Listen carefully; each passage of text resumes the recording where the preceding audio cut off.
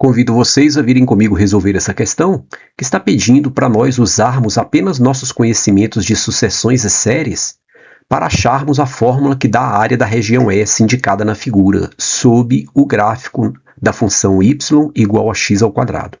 Sugiro que você pause e tente fazer e depois confira a proposta de solução. Bem, essa é uma questão interessante, por quê? Porque a gente vai usar sucessões, né, para demonstrar uma área sob uma curva, né? Isso é inusitado, por quê?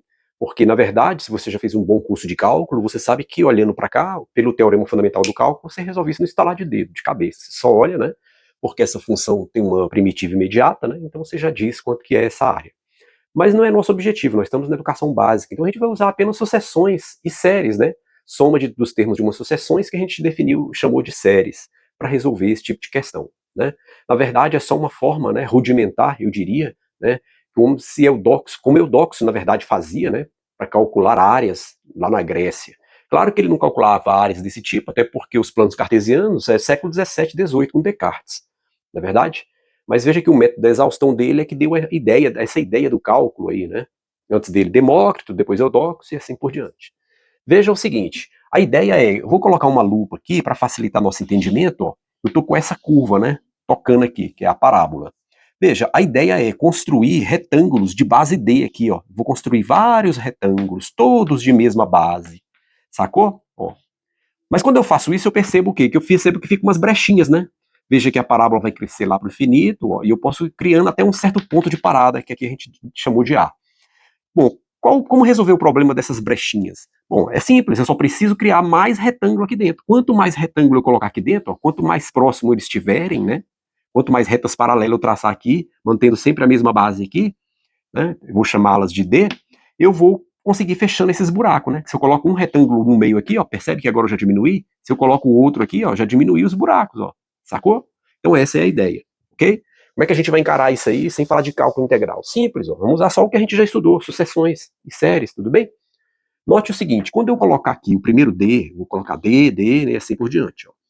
O primeiro Dzinho, depois mais um Dzinho, depois outro Dzinho. O que que eu percebo? Eu percebo que os retângulos que eu estou construindo aqui, ó, na verdade, ele vai ter um contradomínio aqui em cima, né? Quando subir de D, subir e tocar na reta, na curva, né? Na parábola, no arco, ela vai ter um contradomínio. Ou seja, se eu calcular, por exemplo, o f de D para o primeiro Dzinho aqui, ó, isso vai ser quem? Substituindo lá, isso vai ser D ao quadrado.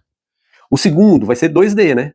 A imagem dele aqui, ó, a imagem vai estar lá, né? O contradomínio. Então, ó, quando eu calcular o f de 2D, eu vou ter 2D quadrado, né? Substituindo x por 2D, depois 3D, depois 4D e assim por diante, até um enésimo D. Quanto mais n's, né? Quanto mais divisões eu fizer, quanto maior for esse n, melhor para mim. Aí eu consigo ir construindo mais retângulos dentro desse espaço. Tudo bem? Então essa soma S, ou a área S de space, né, coincidiu soma com área de space, e aqui que vem a ideia realmente de soma, ó, é a área, né? Vai ser quem? Primeiro retângulo, a base, e aí quando eu fizer f de dzinho ao quadrado, vai ficar d ao quadrado. A segunda vai ser 2d, então vai ser d, porque as bases são todas d, né? Quando eu fizer de novo, 2d quadrado. Quando eu fizer para o próximo, 3d, então vai ficar d vezes, colocar na mesma ordem dos demais, né? 3D quadrado e assim por diante. Até lá no final, onde eu vou ter um retângulozinho D e lá em cima vai dar quem? Colocar um reticências, né? Vai dar D vezes ND quadrado. Ok? Então, aqui eu estou somando a área de cada um daqueles retângulos, ó, até o enésimo.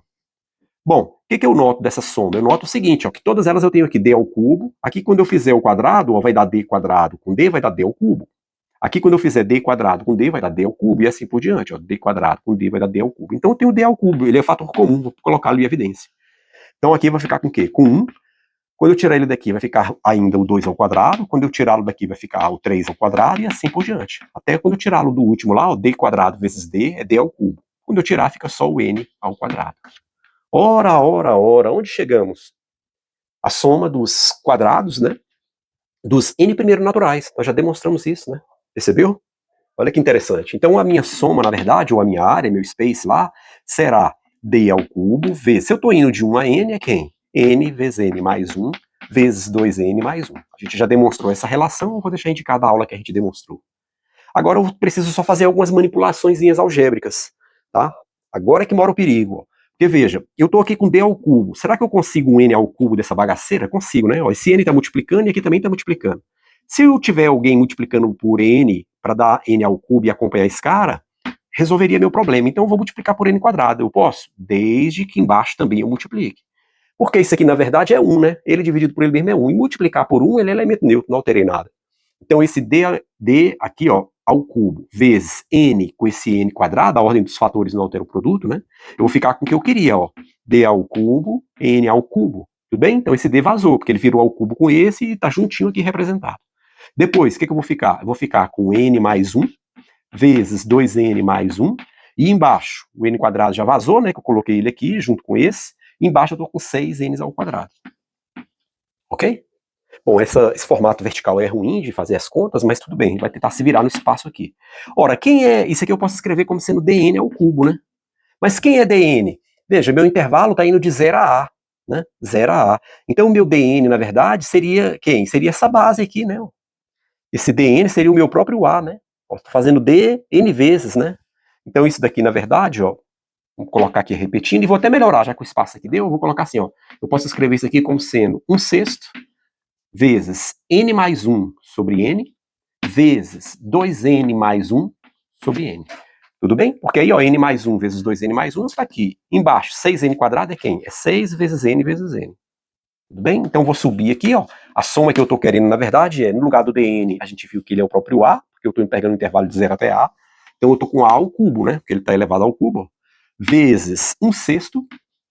E agora eu vou fazer um malabarismo aqui, ó. N mais 1 sobre n pode ser escrito como sendo quem? Pode ser escrito como sendo n sobre n mais 1 sobre n. Afinal de contas, somar fração com o mesmo denominador, eu repito o denominador e somo em cima. Mesma coisa vale aqui, né? Eu posso colocar quem? 2n sobre n mais 1 sobre n. De novo, somar o mesmo denominador, somar fração com o mesmo denominador, vou repetir e vou somar em cima. Bom, agora vem um pulo do gato, olha só.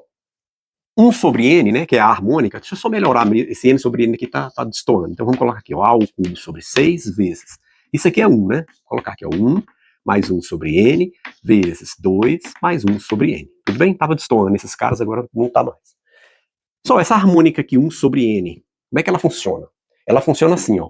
Eu pego 1 sobre n. Quanto maior o valor de n, lembra que n é o número de divisões que eu fiz aqui. Quanto maior o número dessa divisão, melhor para mim. A gente viu que é melhor. E aí eu percebo que isso aqui vai para 0, você concorda? Olha só.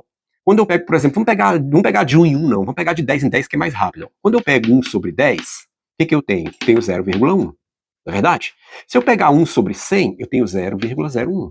Se eu pegar 1 sobre 1000, observe, agora eu tenho 0,01. Percebe que quanto maior esse denominador, quanto maior o n, mais perto do zero eu vou ficando?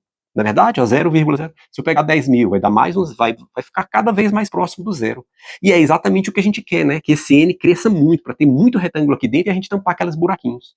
Então, se eu quero que ele cresça muito, isso aqui a gente percebe que ela vai sempre se aproximar de zero, quando o n cresce muito, indefinidamente. Tudo bem? Eu não posso falar outra linguagem, né? Porque a gente está na educação básica. Tá? Usar o limite, nada disso, não precisa. A gente percebeu aqui que ela vai diminuindo, né? Então agora acabou. Por quê? Porque, veja, eu fiquei com S igual a 1 vezes 2, vai me dar 3 ao cubo sobre 6. E simplificando, me dá quem? Meu S vale A ao cubo sobre 3. Se eu simplificar por 3, aqui dá 1 vezes 2, 2, né? Coloquei 3, mas é 2. Ó, 1 vezes 2, 2. E aí eu tenho o que eu queria. Ó. Essa é a relação que me permite calcular agora a área sob, né, a parábola até um ponto de parada qualquer que eu tiver aqui. Qualquer que seja esse número aqui positivo, eu consigo calcular a área sob o gráfico da parábola. Bonito isso, né? Bonito, belíssimo, belíssimo. A gente fez para parábola, será que isso vale para todas as curvas? Se eu fizesse para uma hipérbole, 1 sobre x, y igual a 1 sobre x. Bom, vai ficar esse método é meio tosco, porque você vai ter que achar uma fórmula algébrica, como a gente tem aqui, ó, para os quadrados, a soma dos quadrados, você tem que achar uma para o inverso. Será que você tem? Então nem sempre é conveniente, né? Claro. Mas veja que a gente encontrou usando somente a nossa matemática básica que a gente tratou aqui no nosso curso. É isso. Até a próxima.